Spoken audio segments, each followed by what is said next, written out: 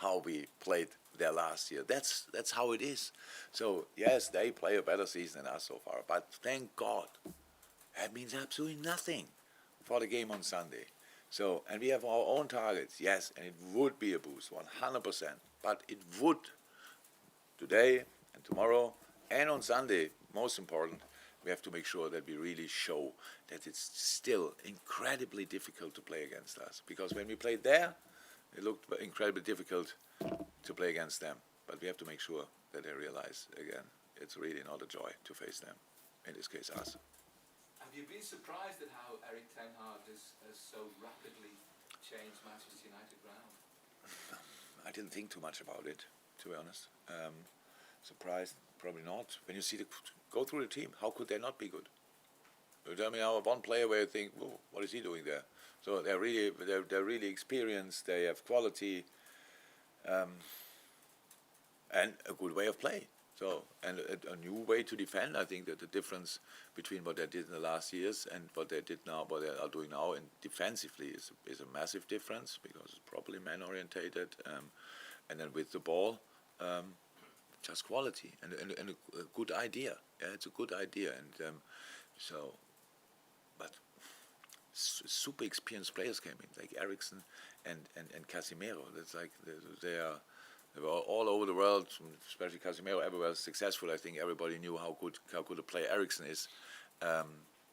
Rashford is in the form of his life. So if that's the case, and for sure influenced by Erik ten Hag as well. But when my players perform well, it's not that I feel, oh, well, I did that. So Eric will know that Rashford is a real talent, and now he's there. Sancho went through a difficult spell, so it's a really good team. How could they not be successful, to be honest? But again, they have to play us. And I would like to show that that's different in a positive way for us. At the back. Says his full name. United probably the strongest they've been since you've been in the job. Do you realize that I don't want to talk about them, but that they constantly get asked about it? I know. Just sorry, Carl at the back. They are the opposition on Sunday. They're the strongest they've been since you've been here. I'm just wondering, does that, considering the history between the two clubs and what you said about you can't be happy about things being good at United, but does that make the rivalry better? You know, they're now more competitive. Yeah, great. United is doing well. Oh. I didn't miss them. I'm not sure if they're the best. I think under Jose they were second. Weren't they?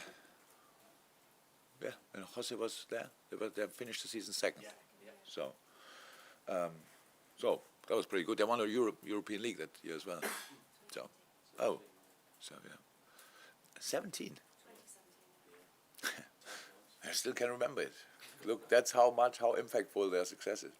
Now it's all okay. What was your question? It makes the rivalry more. No. England's too. Yeah. Oh, you said it now. What did you say? England's two? What? England's two most successful clubs. Ah, good. I didn't have to say that.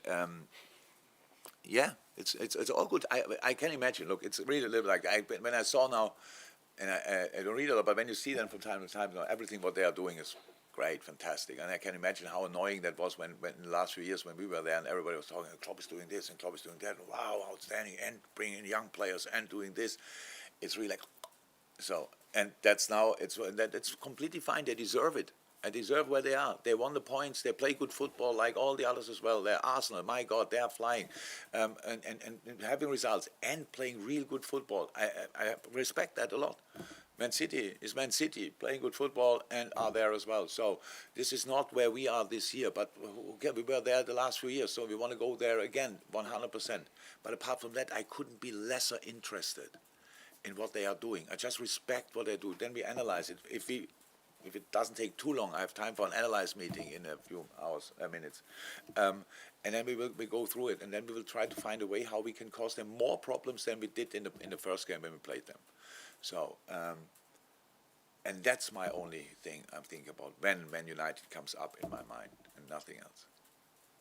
You can't. David? Yeah, can you just ask about Fabinho? He was very good in midweek. Does he feel he's sort of getting back to his best? It is. It's obvious. So when I spoke about it, it's a bit strange. When I say, Fabinho is not his best, it's like, oh, he said it. Everybody could see it. So why should I not say the obvious stuff? And now everybody can see Fab is getting back. So that's exactly what we need, obviously. So we spoke a second ago about Rashford, and now, okay, it's a different position, but things like this happen. You cannot explain it really. Just there, it happens. And now I was so happy about the last game of Fabinho. We were so happy because so many things were exactly like we need him, bringing the long foot in here, and all these kind of things. It was a really good game, and that's exactly how we were used to have him. So the lighthouse, the Hoover, all these kind of things. There's a point when you take things just for granted. You lose the ball there, no problem, because there's Fabinho, and we have the ball again. So, and of course you miss these kind of things in moments when it's not there. And how can you be prepared for that? Oh, it's not cool. And don't have 5 6s in the club or stuff like this. Number 6 in the club. So was really good, and I'm really happy for him and happy for us that he looks really like the old one again. James, last one. Yeah, just actually, there was a stat this week that Liverpool have gone the longest out of any Premier League team without a penalty. It's come up to a year. It was Watford last April. Did you find that strange? Yeah.